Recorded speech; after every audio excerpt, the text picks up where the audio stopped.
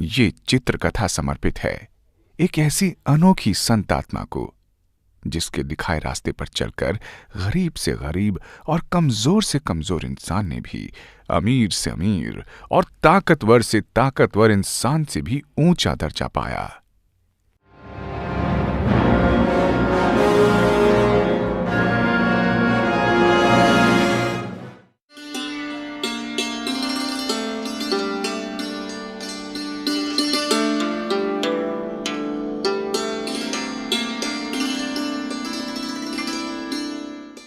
देश की दौलत नौजवान, देश की ताकत नौजवान, देश की इज्जत नौजवान, नौजवान नौजवान जिंदाबाद। ये कहानी है एक टुकड़ा धरती पर, एक टुकड़ा सूरज की, आसमान की, एक ऐसी शख्सियत की जिसकी देह देव है, विचार ऋषि, कर्म योग, वाणी चेतना और जीवन एक प्रेरणा स्रोत, जिसकी जवानी बेमिसाल है और जवानी के जज्बे को आगे बढ़ाने में भूमिका भी बेमिसाल ही है, अद्भुत, अतुलनीय। मुझे गर्व है कि मैं उस देश का हूं जिसने दुनिया को सहिष्णुता और वैश्विकता का पाठ पढ़ाया। Doctor S N. सुब्बाराव, सालिम नंजुंदय्या सुब्बाराव, पूरी 5 पीढ़ियों के प्रिय भाई जी।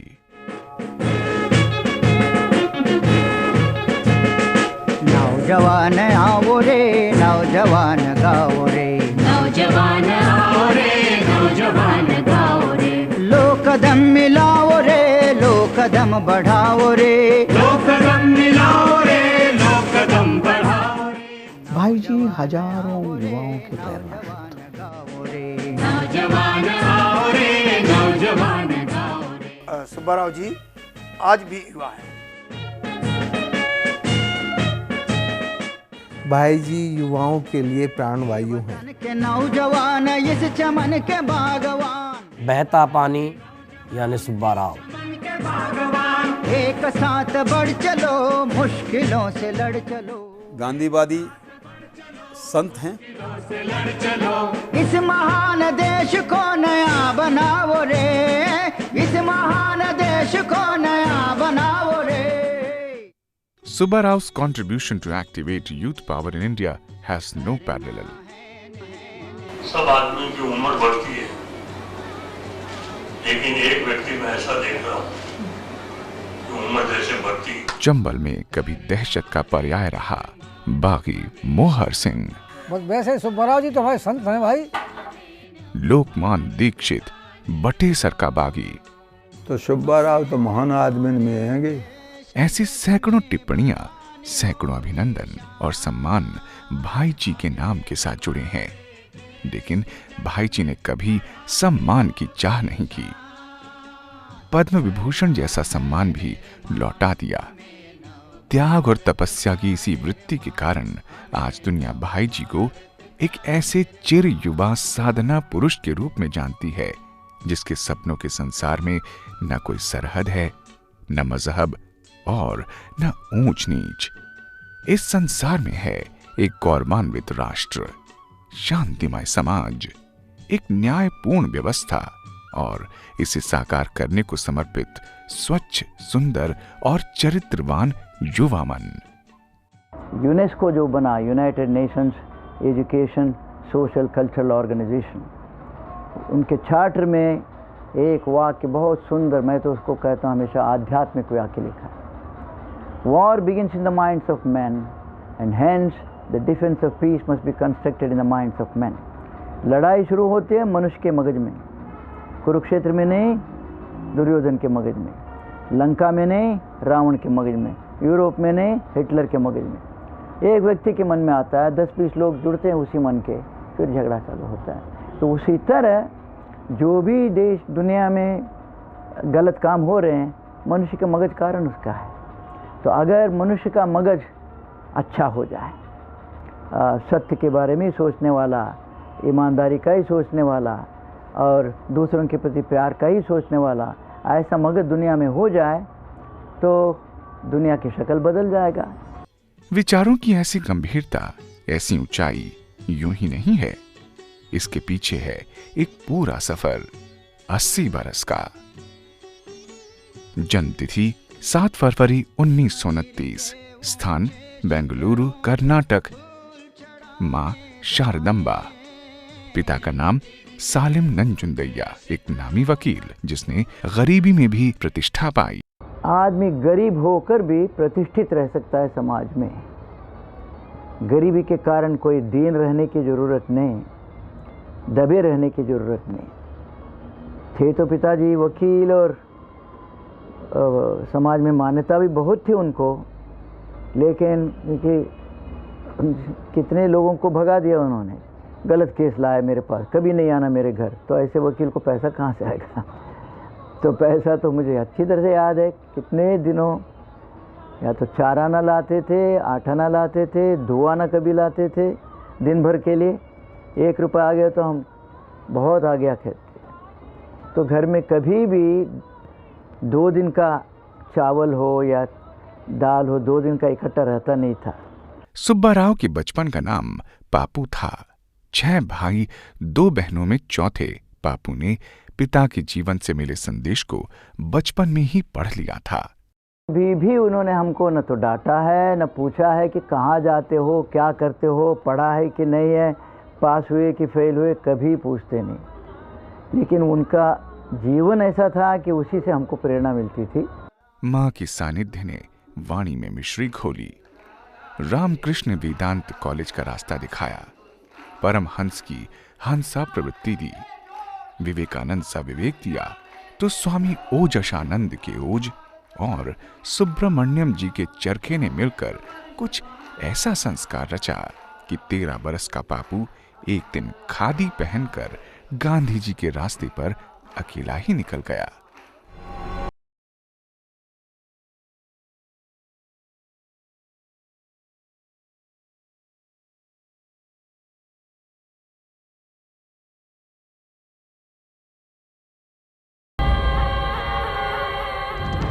पापू देखता क्या, ये तो गांधी जी का नारा बोलेगा मेरे साथ?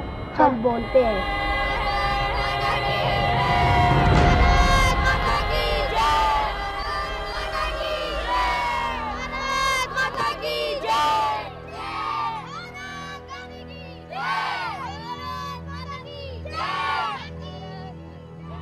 पापू का ये जोश खाकी वर्दी को नहीं भाया।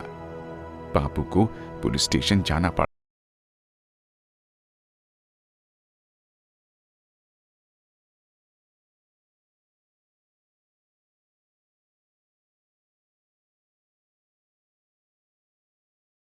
कुछ घंटों के बाद उन्हें मुझे भगा दिया।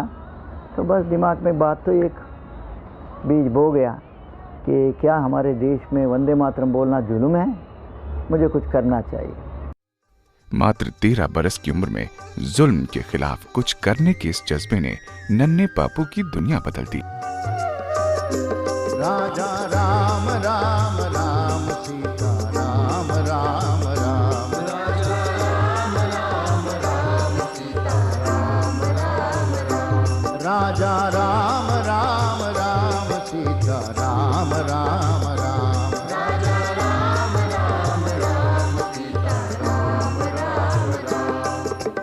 रघुपति राघव राजा राम, पतित पावन सीता राम, रघुपति राघव राजा राम, पतित पावन सीता राम, रघुपति राघव राजा राम, पतित पावन सीता राम, रघुपति राघव राजा राम, पतित पावन सीता राम, राम राम राम सीता राम राम राम, राजा राम राम राम सीता राम। दुनिया में ऐसा कोई काम नहीं जो इंसान नहीं कर सकता।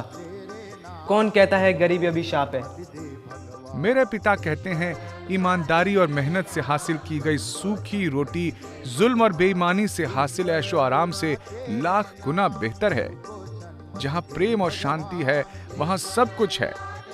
गांधी जी ने ऐसे ही स्वावलंबी भारत का सपना देखा है। शांति से क्रांति की अलग जगाते पापू की आवाज पहले विद्यार्थी फेडरेशन, फिर विद्यार्थी कांग्रेस और बाद में बेंगलुरु के हिंदुस्तानी सेवा दल केंद्र की चेतना स्वर बन गई। पापू ने गांधी साहित्य संघ के साथ जुड़कर गरीब गुरबा मजदूर आबादी को साक्षर और समर्थ बनाने के लिए प्रौढ़ शिक्षा केंद्र शुरू किया। 1946 में चित्रदुर्गा के एक शिविर में सुब्बा राव का एक कौशल हिंदुस्तानी सेवा दल के प्रमुख को भा गया। इसी बीच आया वर्ष 1947। लाल किले पर तिरंगा लहराया, खुशी की शहनाइयां बजीं, मिठाइयां बटीं, लेकिन नौजवान सुब्बा राव के मन पर 15 अगस्त 1947 की खुशी से ज्यादा गांधी जी की उदासी और बेलिया घाटा में उपवास ने प्रभाव डाला। 15 अगस्त को जिस दिन मैं मिठाई खा रहा था और दिल्ली में उत्सव हो रहा था, महात्मा गांधी न उत्सव में आए न मिठाई खाए। बेलिया घाटा जगह का एक छोटा सा टूटा फूटा मकान, अभी तो अच्छा बना दिया उसको, उस मकान में बैठे 3 दिन तक उपवास करते रहे, सबको सन्मति दे भगवान प्रार्थना करते रहे। यूं पिता की इच्छा पूरी करने के लिए पापू वकील बनना चाहते थे। वकालत की परीक्षा भी दी। इससे पहले कि पापू वकील बनते, वकालत की परीक्षा का नतीजा आने से पहले ही भविष्य ने पापू के लिए एक दूसरी भूमिका तय कर दी। पापू को सेवा दल के संस्थापक डॉक्टर नारायण सुब्बा राव हार्डीकर का पत्र मिला। प्रिय सुब्बा राव, अब आपकी वकालत की परीक्षा पूरी हो गई। मैंने आप में कुछ बातें देखी हैं। मैं चाहता हूं कि आप 1 वर्ष दिल्ली में रहकर हमारे साथ काम करें। सुब्बा राव ने 1 वर्ष की मोहलत मांगी, काला कोट पहनकर वकालत करने, पिता की इच्छा पूरी करने के लिए। लेकिन हार्डीकर इस रत्न को खोना नहीं चाहते थे। उन्होंने तत्काल लिखा, urgent, I will leave Delhi on 18 May 1951, come before that, Hardikar. Madras से 35 रुपये टिकट था और 4 आना रिजर्वेशन। आराम से उस वक्त तो 48 घंटे में पहुंची थी गाड़ी, एक ही गाड़ी थी जीटी एक्सप्रेस। तो 17 मई 1951 को दिल्ली आ गया। नौजवान सुब्बा राव की अगुवाई में खुद स्टेशन पहुंचकर सेवा दल के संस्थापक श्री हार्डीकर ने सुब्बा राव को दिया अपना पहला प्रेरक संदेश, सद्गुण सर्वत्र पूज्यते। तत्कालीन सूचना एवं प्रसारण मंत्री श्री आर दिवाकर से भी मिली कई सीख। कांग्रेस के पदाधिकारियों ने भी इस नौजवान को हाथों हाथ लिया। 120 रुपए मासिक का भत्ता तय हुआ। नेकर सुब्बा राव की नई पोशाक बनी और नया पता बना सेवा दल विभाग, अखिल भारतीय कांग्रेस समिति, 7 जंतर मंतर, नई दिल्ली। इस नए पते और नई पोशाक के साथ नौजवान सुब्बा राव का नया चेहरा सामने आया। न किसी करियर की चिंता, न किसी घर गृहस्थी की चाहत, बस एक ही संकल्प, एक ही लक्ष्य, महात्मा गांधी के सपने का भारत। 7 जंतर मंतर के इसी परिसर में कभी नौजवान सुब्बा राव की कोठरी के सामने हर शाम जुटती थी बच्चों की टोली, होती थी कवायद, गूंजती थी किरकारियां, जन गण मन वंदे मातरम। बच्चों को देखते ही आज भी सुब्बा राव जी का हाथ सीधे जेब में जाता है और गुब्बारे वाले सुब्बा राव जी याद आ जाते हैं। मुझे याद है, जब हम छोटे थे तो हम भाई जी को गुब्बारे वाले अंकल जी के नाम से पुकारते थे। उन्हें देखकर ही हमारे मुंह से निकल पड़ता था, अरे गुब्बारे वाले अंकल जी। संभवतः इसी स्वभाव और यकीन के चलते सुब्बा राव जी में आज भी बाल सुलभ निश्चलता और सबके लिए प्रेम कायम है। 1951 से 1969 तक दिल्ली में सेवा दल के साधारण कार्यकर्ता से राष्ट्रीय संगठक तक के सफरनामे ने जहां सेवा दल को आसमान से ऊंचाई दी, वहीं सुब्बा राव जी को नई पहचान भी दी और नया नामकरण भी। नौजवानों में एकता, अखंडता, राष्ट्र प्रेम और सदचरित्र के प्रति संकल्प और जोश पैदा करता एक नौजवान। एक ओर कठोर अनुशासन तो दूसरी ओर अगाध प्रेम, ऊर्जा और श्रम निष्ठा का पाठ पढ़ाते भाई जी। हिंदी, उर्दू, संस्कृत, तमिल, तेलुगु, कन्नड़ समेत सभी भारतीय भाषाओं में अपनी वाणी का ओज व संस्कार बांटते भाई जी।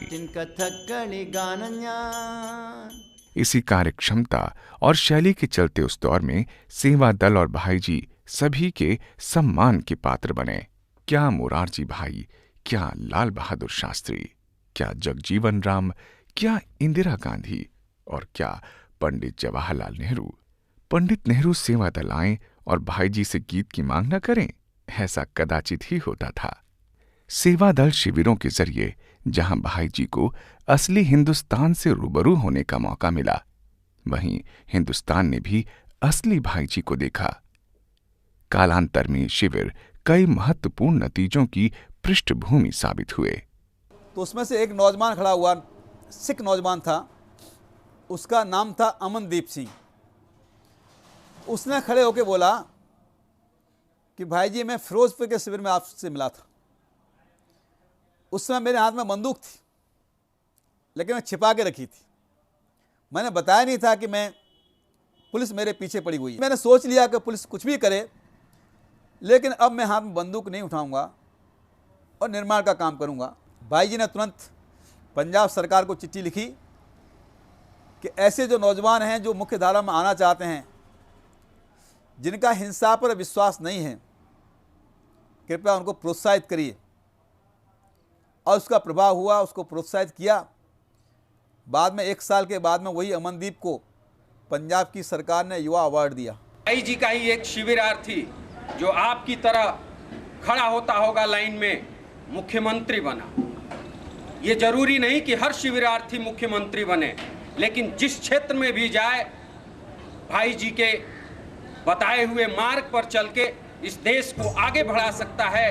वक्त चाहे उत्तरकाशी, उड़ीसा, गुजरात या दक्षिण की प्राकृतिक आपदा का हो, अथवा अलीगढ़, कानपुर, वाराणसी, जयपुर व गोधरा में दंगे का, भाई जी के शिविर सब जगह शांति, सद्भावना और जिंदगी बहाल करते रहे। मुझे याद है जब अलीगढ़ के जामा मस्जिद के सामने सर्वधर्म प्रार्थना हो रही थी, हमारी धड़कनें बढ़ रही थी।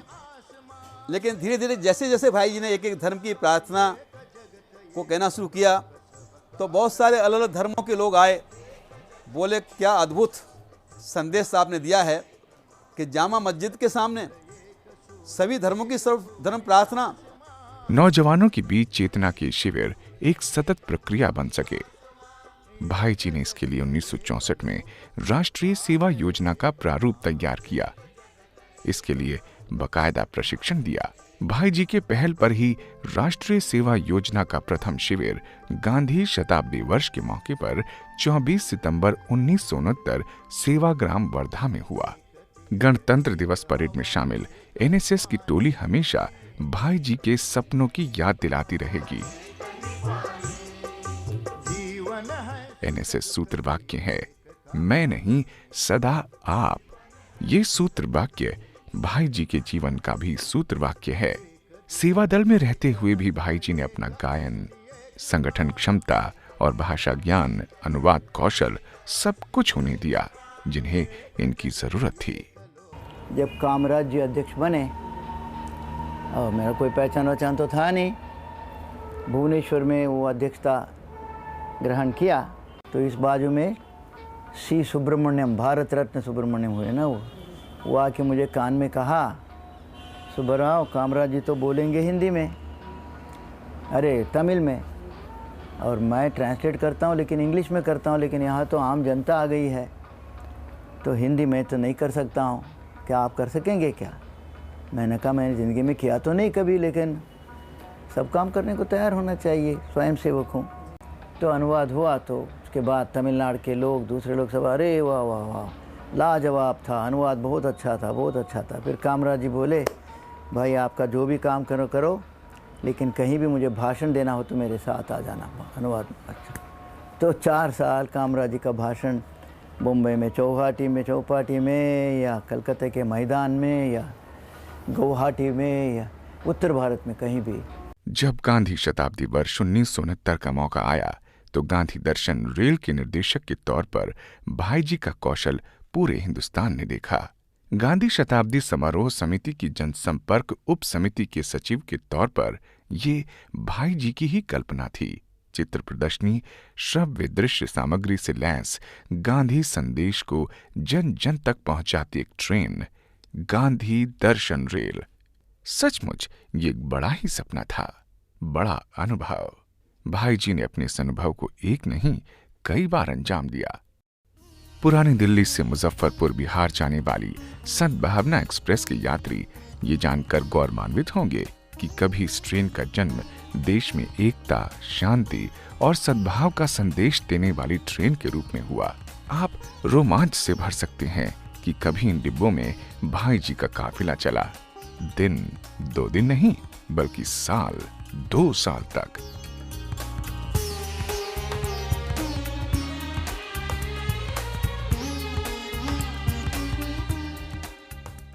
गांधी जी के पोरबंदर से विनोबा के पवनार आश्रम तक सचमुच कितना अद्भुत दृश्य रहा होगा। हरे भरे खेत, खलिहानों के बीच दौड़ता नीले आसमानी रंग में रंगे 14 डिब्बे, हर डिब्बा एक नदी के नाम पर। हर डिब्बे में विश्व के 11 धर्मों के प्रतीक चिन्ह, एकता, सद्भावना के संदेश। इन्हीं डिब्बों में सवार साइकिलें, पूरा भारत और साथ में भाई जी। ट्रेन के रुकते ही स्वागत को बढ़ती भीड़, प्लेटफॉर्म पर ही जलपान, स्वागत, फिर दौड़ पड़ती साइकिलें और गूंज उठता आसमान सुंदर नारों से। कश्मीर हो या कन्याकुमारी, कश्मीर हो या। डॉक्टर लिसी बरूचा ने लिखा गुडविल ऑन व्हील्स। ये गांधी जी का नाम और भाई जी की गुडविल ही थी कि जब 1969 में कांग्रेस का बंटवारा हुआ तो भाई जी की मांग दोनों समूहों के लीडरान ने की। भाई जी बंटवारा नहीं चाहते थे। भाई जी के लिए दोनों अपने थे। भाई जी ने अपना ठिकाना बदल दिया। गांधी शांति प्रतिष्ठान, नई दिल्ली, प्रथम तल, कमरा नंबर 11।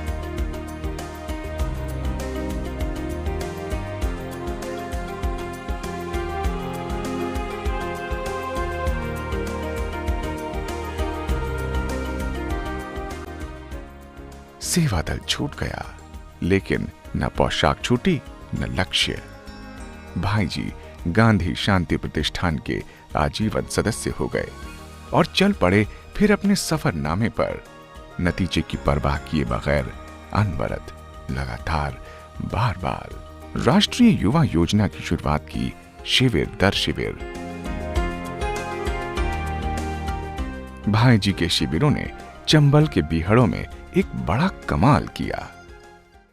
यूं तो इसका बीज 1954 में पड़ गया था, जब 1954 में इस इलाके से गुजरते हुए नौजवान सुब्बा राव के मन में इन बागियों को अपनाने का ख्याल आया, जिन्हें दुनिया बुरा कहती थी। खराब से खराब आदमी अच्छा से अच्छा संत बन सकता है। समाज मदद करना चाहिए, प्रयास होना चाहिए।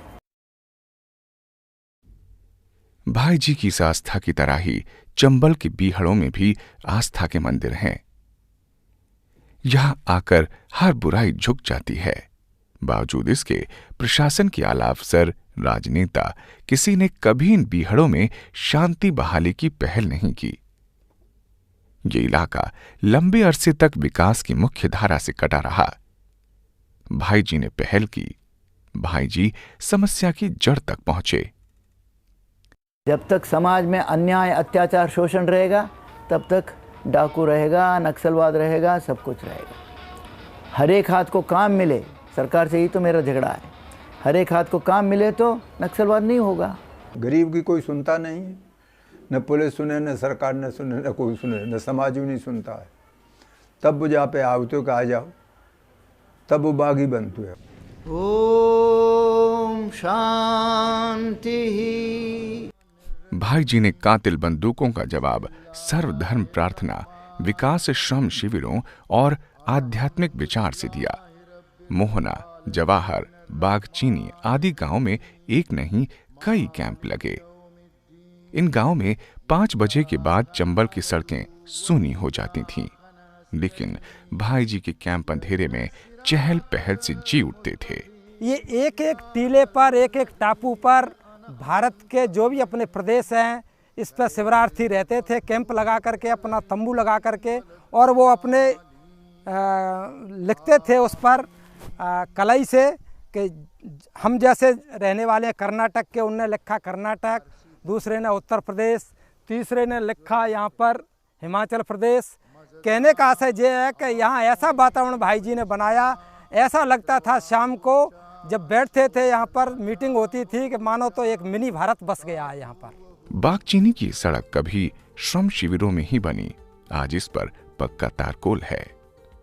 बागचीनी गांव की गरीब गुरबा आबादी की छोटी छोटी पोटलियों से निकले 2,63,000 रुपए। हाथ तोड़ मेहनत और भाई जी की प्रेरणा से कुछ सरकारी मदद ने इस क्वारी नदी पर शांति और एकता का पुल बांधा। बागचीनी के 50 गांव मुरैना से जुड़ गए।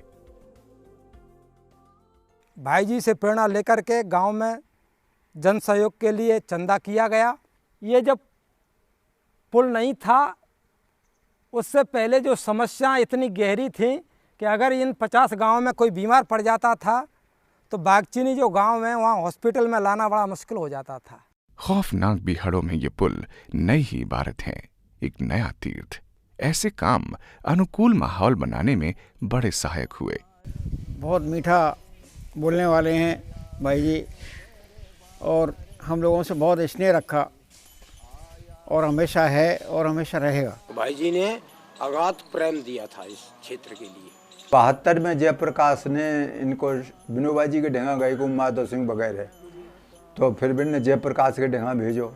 जयप्रकाश ने जो काम चला तब ताकि बाद फिर सुब्बा जी यहाँ आए और शांति मिशन बनी ताकि वो अध्यक्ष बने, तब ते उनके संग रहे। विनोबा जी का साथ, सामर्थ्य और संपर्क मिला। आया हूँ दरबार तुम्हारे, आया हूँ दरबार तुम्हारे,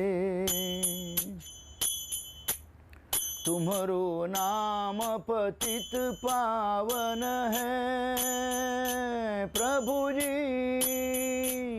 तुम्हारो नाम पतित पावन है, चाहूँ दिस गावत सब जन जन है, तुम्हारो नाम पतित पावन है। भाई जी के एक भजन ने माधो सिंह को बेचैन कर दिया। है मुझको काहे सतावत मारे, मुझको काहे। भाई जी आपने तो धन्य कर दो। जय भजन तो जैसे हमारे ताई ही लिखो है, आप परमात्मा हो। अब चलेंगे, हमारे लायक कोई सेवा हो तो कह दीजो। जय गोपाल की। माधो सिंह के भीतर भी विचार का एक सैलाब जोर मारने लगा। धन नहीं मांगू, मांगू न सत्ता, नहीं मांगू विषयन की ममता, धन नहीं मांगू, मांगू न सत्ता। इस साक्षात्कार से भाई जी का यकीन और पुख्ता हुआ कि एक दिन मंजिल मिल ही जाएगी। गांधी दर्शन रेल की बतौर निदेशक मिली पूंजी से भाई जी ने 27 सितंबर 1970 को जौरा में महात्मा गांधी सेवा आश्रम की स्थापना कर दी। यहां भाई जी ने एक लंबे शिविर की ठान ली। पीवी राजगोपाल और 2 अन्य तरुणों ने शुरुआती जिम्मेदारी संभाली। 10 महीने तक चले इस ऐतिहासिक शिविर ने जौरा के इस आश्रम को एक आस्था स्थली में बदल दिया और भाई जी को एक आस्था पुरुष में। तो जब ट्रेन समाप्त हो रहा तो ये सवाल उठा कि आखिर कितने लोग हैं जो अहिंसा को सिर्फ शब्दों से नहीं करके देखना चाहते हैं। अहिंसा के बारे में भाषण देना तो अच्छा है, लेकिन अहिंसा को करके देखना चाहते हैं, अहिंसात्मक आंदोलन को करके देखना चाहते हैं। तो हम 3-4 लोग तैयार हुए। तो सुब्बराव जी के नेतृत्व में हम लोग चंबल घाटी चले गए। तो हम लोग गांव-गांव जाते थे, युवाओं को प्रशिक्षण देते थे, सड़क बनाते थे, श्रम शिविर आयोजित करते थे।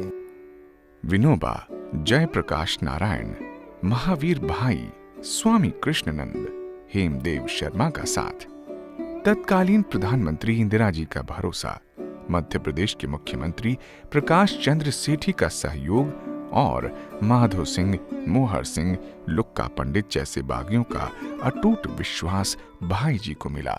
एक महावीर भाई है और हेमदेव शर्मा और अपने सुब्बा राव जी, ये तीनों जने हम लोगों से मिले। तो हम लोगों ने कही तो ठीक है, तो आप से कह रहे हो तो हम लोग सिलेंडर हो जाएंगे। ये शुभ तिथि थी 14 अप्रैल 1972। स्थान पगारा बांध। आत्मसमर्पित बागियों की संख्या 176। भाई जी ने जो अहिंसा का यहाँ प्रयोग किया चंबल घाटी में, ये महात्मा गांधी के जाने के बाद, देश की आज़ादी के बाद, देश में ही नहीं बल्कि पूरी दुनिया में अहिंसा का ये पहला प्रयोग हुआ। गांधी जी के रास्ते पर चलकर मिली सचमुच ये ऐतिहासिक सफलता ही थी। हालांकि इसमें भाई जी की जान जाते जाते बची। सिंह के यहाँ गोली चली तो सुब्बाराव हम बीच में बैठे और एक मिलिट्री को मरी गो, लेकिन हमने पूछी जब DIG आओ संग, मैंने कहा कि कुछ बात ना है, हंसत भाई मिले और ऐसे ऐसे गोली चली, हाँ के गोली चली गई, तो हमें तुम कहाँ गए? हमें तो कहीं वहीं बैठे रहे, भगवान को याद करते रहे। और इस बीच में 1-2 बार डाकुओं का मार खाया आश्रम में। उनको भी लगा कि कहाँ से बाहर से लोग आकर यहाँ रहने लगे, तो रात को आके हाथ पैर बांध के अच्छा पीटा, फिर चला गया। हमारा साइकिल ले गए, भैंस ले गए, तो कई बार अटैक हुआ। लेकिन उम्र है, उस उम्र में तो उत्साह रहता है। ये किस्सा याद कर भाई जी मुस्कुरा उठते हैं। ऐसी घटनाएं संकल्पित भाई जी को और ताकत देती रहीं। भाई जी रुके नहीं, चलते रहे। आत्मसमर्पण की सफलता सुनिश्चित करने के लिए जरूरी था सफल पुनर्वास, बागियों की समाज में स्वीकार्यता। पुनर्वास समिति के अध्यक्ष के रूप में भाई जी के समक्ष ये ज्यादा बड़ी चुनौती थी। भाई जी और अधिक तत्परता के साथ जीवन लौटाने में लग गए। खेती की जमीन दिलाई, श्रम के संस्कार डाले। कि ले जा सत्य से सत्य के प्रति, ले जा तमस से ज्योत के प्रति, चले साथ और बोले साथ, दिल से हिलमिल जीवे साथ। इन तमाम प्रयासों का नतीजा ये हुआ कि बागी अपनी नई जिंदगी से आज खुश हैं। इनका मन अब संकल्पित है और पवित्र भी। ये भाई जी को कभी नहीं भूलते। भाई जी मिलते हैं तो हमारा दिल कहता है कि हमारे माता पिता हमसे मिल रहे हैं। कभी का खतरनाक बागी बहादुर सिंह आज गांधी आश्रम का कार्य करता है। हथियार डाल दिया तो मैंने तो त्याग कर लिया कि मैं दोबारा हथियार नहीं उठाऊंगा, चाहे कुछ भी हो जाए। बहादुर और दूसरे बागी हथियार नहीं, प्रेम की जुबान में बात करते हैं। शांति के सिपाही चले, लेके खैर ख्वाही चले। तो ईमानदारी और सच्चाई के मुकाबले और कोई चीज नहीं। मोहर सिंह अब सामाजिक चेहरा है। लोकमान दीक्षित एक रामायण ज्ञान पुनः प्रभु विशार्य दीनबंधु भगवान नाथ, जिसे रामायण की चौपाइयां जीवन की तरह याद हैं। गांधी की प्रतिमा अपने साथ रखता है। लुक्का अपने पोतों के साथ खुश है, इतना खुश कि पुरानी बातें याद भी नहीं करना चाहता। एक दफे मंजर अली जज ने पूछ दी कि तुमने कितने कत्ल करे? मैं साहब आप ही बता दे, आपने 1 महीना में कितनी रोटी खाई? जिन्हें अपने कत्ल की गिनती याद नहीं, जिनके नाम की दहशत जमाने तक रही, उन बागियों में इतना बड़ा बदलाव, समाज में स्वीकार्यता, क्या कोई आसान काम है? नहीं। इनके सफल पुनर्वास का ही नतीजा हुआ कि बाद में कई और बागियों ने खुद पहल कर आत्मसमर्पण किया, जिसमें पहला समर्पण 14 अप्रैल 1972 को गांधी आश्रम जौरा में हुआ था। उसके बाद ग्वालियर, छतरपुर, फिर बटेश्वर उत्तर प्रदेश में, जहां पर उत्तर प्रदेश के बागियों का समर्पण हुआ था। तालाबशाही राजस्थान, जहां राजस्थान के बागियों का समर्पण हुआ था। एक स्थिति ऐसी आई कि चंबल घाटी जो बागियों के आतंक से गूंजती थी, यहाँ जब रेलगाड़ियाँ निकलती थी लोग शीशे बंद कर लिया करते थे कि यहाँ से गुजरेंगे तो पता नहीं कहीं से गोली नहीं चल जाए। उस चंबल घाटी में कोई भी बागी या हिंसा की वारदात करने वाला कोई व्यक्ति नहीं रहा। आत्मसमर्पण और भाई जी के शांति प्रयासों की पूरी दुनिया में सराहना हुई। चंबल में शांति स्थापना के सफल प्रयोग के बाद भाई जी रुके नहीं, फिर निकल पड़े भारत में शांति और सद्भाव की मशाल लेकर। शिविर दर शिविर, रात दिन बस एक ही सपना, एक ही काम, नौजवानों में चेतना और राष्ट्र प्रेम। भाई जी के युवा शिविरों में अब तक 2 लाख से अधिक प्रतिभागी प्रशिक्षण पा चुके हैं। देश के जाने माने कार्यकर्ता इन्हें रोल मॉडल मानते हैं कि इनका जो जीवन है हम सब के लिए एक मॉडल है। जिन्होंने 80 वर्ष पूरे करने के बाद भी युवाओं के मन को अपने मन के साथ जोड़ के रखने का अद्भुत काम किया है। भाई जी द्वारा स्थापित महात्मा गांधी सेवा आश्रम जौरा से जनजातीय बंधुआ मुक्ति, शिक्षण प्रशिक्षण के ढेरों काम में लगे मंत्री रण सिंह परमार को भाई जी के कई शिविरों की याद है। नर्मदा का अद्भुत नजारा तो रण सिंह अभी भी नहीं भूलते। केवड़िया गुजरात में जब भाई जी के आह्वान पर 23,500 नौजवान पूरे देश भर से आए, पूरे 10 दिन तक शिविर चला और उसमें 2.5 लाख से अधिक पेड़ लोगों ने लगाए। वहाँ पर केवड़िया में नर्मदा बांध पर लोग याद करते हैं कि भाई जी के नेतृत्व में इतना बड़ा शिविर आयोजित किया गया था। इतना बड़ा शिविर आज तक कहीं किसी के द्वारा आयोजित नहीं किया गया। भाई जी चाहे शिविर में हो या कहीं और, अपना काम खुद करते हैं। भाई जी हर छोटे काम को बड़ा मानते हैं, कभी अपना वक्त बर्बाद नहीं करते, अपनी एक एक सांस का हिसाब रखते हैं। मैंने अपना हिसाब किया, दिन भर में मैं करीब 25,000 बार सांस लेता हूँ।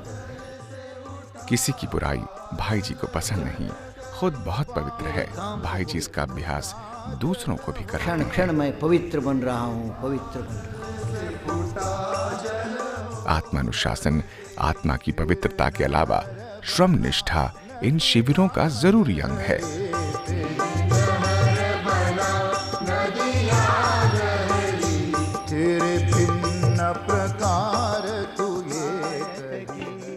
इससे भी खास है और लोकप्रिय है भाई जी का अमृत गान, भारत की संतान।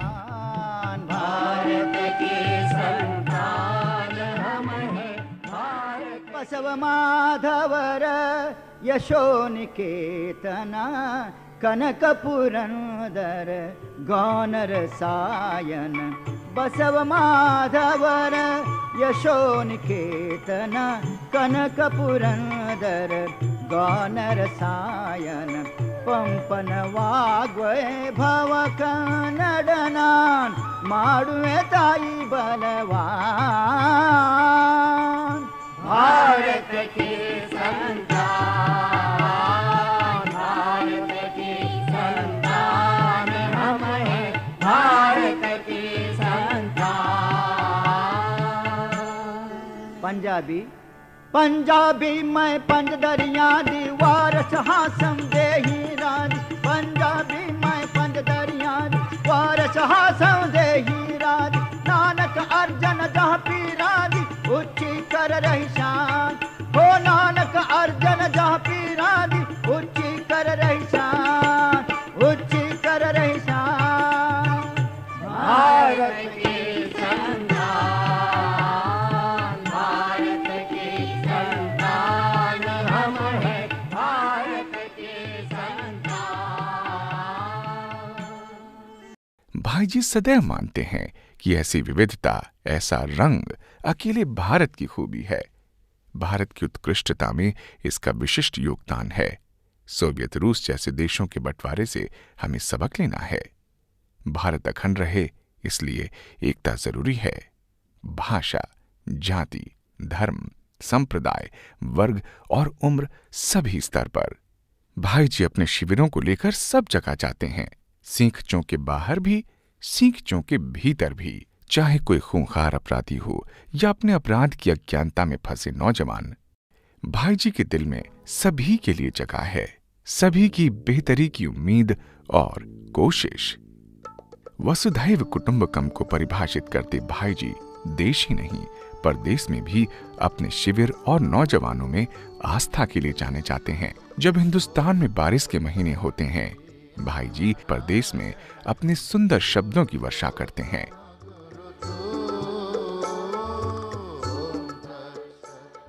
भाई जी की सादगी की दुनिया दीवानी है। भाई जी आज कई देशों के नियमित यात्री हैं। भाई जी का काम कल जितना प्रासंगिक था, आज भी उसकी प्रासंगिकता कम नहीं बल्कि और ज्यादा ही है।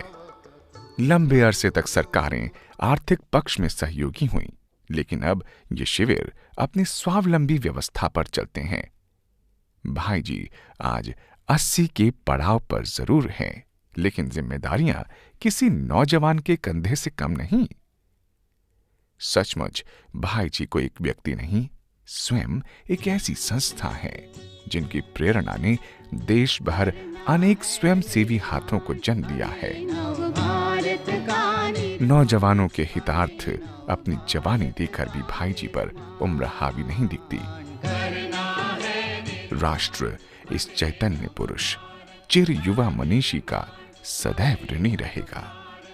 लेकिन भाई जी तो निष्काम कर्मयोगी हैं, अपनी धुन में अलमस्त एक यायावर संत। भाई जी को फुर्सत कहां? भाई जी का बस्ता तैयार है। भाई जी निकल पड़े हैं एक और शिविर की ओर, अखंड भारत के लिए अपना 5 सूत्री उद्घोष लेकर। सह भाषा, सह चिंतन, सर्वधर्म संभाव, सांस्कृतिक क्रांति, सामूहिक श्रमदान, सद्भावना का संदेश लेकर अपनी युवा यात्रा पर।